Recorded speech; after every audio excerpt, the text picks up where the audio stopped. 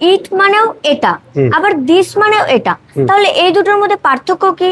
আবার কোনটা কোথায় ব্যবহার করব? আচ্ছা আচ্ছা আচ্ছা, তোমার কথা হচ্ছে ইট মানেও এটা, আবার দিস মানেও এটা, তাহলে কোনটি কোথায় ব্যবহার করব? আচ্ছা, প্রথমত বলি, যখন আমরা দিস বলি, দিস বলতে এই কিংবা এটা, বোঝা গেল। আর যখন আমরা ইট বলি, সেক্ষেত্রে কিন্তু এটাও হয় আবার ওটাও হয়, বোঝা গেল। প্রথমে আসছি দিস। দিস হচ্ছে কাছের কোনো বস্তু কিংবা প্রাণী কিংবা কোনো ব্যক্তিকে বোঝানোর জন্য আমরা ব্যবহার করি দিস। যেমন তুমি বললে এটা আমার bag, this is my bag, ঠিক আছে। এবার যদি বলো এটা আমার ভাই, দিস ইজ মাই ব্রাদার। এটা আমাদের কুকুর, দিস ইজ আওয়ার ডগ, বোঝা গেল। হ্যাঁ। আর ইট হচ্ছে কোনো বিষয়কে আগেই উল্লেখ করা হয়েছে, কি বললাম? কোনো বিষয়কে, আগেই কোনো উল্লেখ করা। বস্তুকে কিংবা প্রাণীকে আগেই উল্লেখ করা হয়েছে, তারপর যখন আমরা সেই বস্তু সম্পর্কে বা প্রাণী সম্পর্কে বলি, তখন আমরা ব্যবহার করি ইট, বোঝা গেল। হ্যাঁ। যেমন তুমি বললে আমি একটি কলম কিনেছিলাম, ঠিক আছে, এটি খুব দামি। I bought a pen, I bought a pen, it's very expensive, বোঝা গেল। তাহলে কলমটা আমি আগে উল্লেখ করলাম, আই বট আ পেন বললাম, হ্যাঁ। কলমের কথাটা আগে উল্লেখ করলাম, কিন্তু হ্যাঁ। তারপরে বললাম ইটস ভেরি এক্সপেন্সিভ, এবার বোঝা গেল। হ্যাঁ। বা যদি বলি যে এটি আমার ব্যাগ, এই ব্যাগটি খুব ভারী, তাহলে প্রথমে কি বলে? This is my bag. এবার তুমি বললে কি? It's very heavy.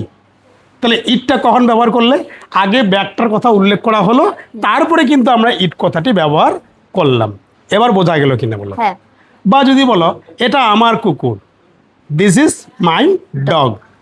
এবার যদি বলে এই কুকুরটি খুব ফ্রেন্ডলি, তাহলে বলবে it's very friendly. This is my dog, তাহলে ডগের কথাটা আগেই উল্লেখ করা হলো, তারপরে বললা তুমি ইটস ভেরি ফ্রেন্ডলি। এবার বোঝা গেল। হ্যাঁ। আরেকটা পার্থক্য হচ্ছে দিস নাউনের আগে ডিটারমিনার হিসাবে বসে। কিসের আগে? নাউনের আগে। যেমন তুমি বললে এই বইটি আমার, দিস বুক ইজ মাইন, এই বইটি আমার। তাহলে বুকটা কি? নাউন, নাউনের আগে কি বসলো? দিস। কিন্তু ইট কিন্তু নাউনের আগে বসবে না, এটা বড় পার্থক্য, বোঝা গেল।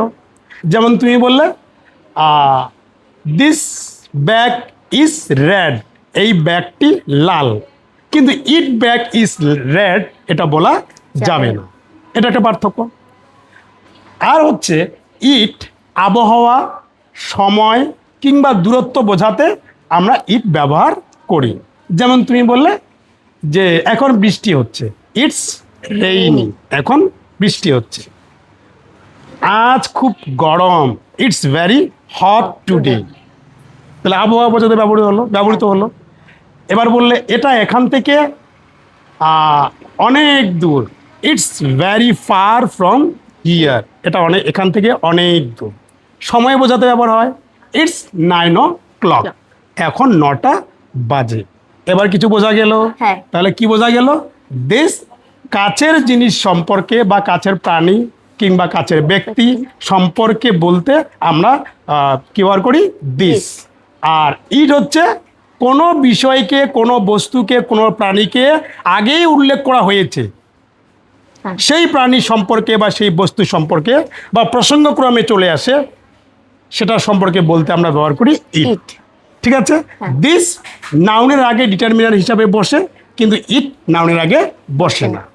সময়, দূরত্ব, আবহাওয়া বোঝাতে কি ব্যবহার করা হয়? ইট ব্যবহার করা হয়। কিছু বোঝা গেল? হ্যাঁ। If you like the video, please like, comment and share.